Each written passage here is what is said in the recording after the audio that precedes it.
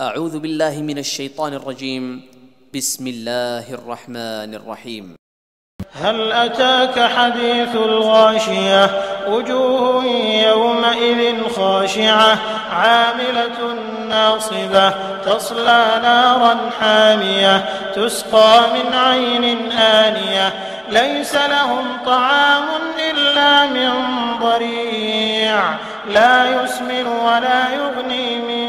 جوع وجوه يومئذ ناعمة لسعيها راضية في جنة عالية لا تسمع فيها لاغية فيها عين جارية فيها سرر مرفوعة وأكواب موضوعة ونمارق مصفوفة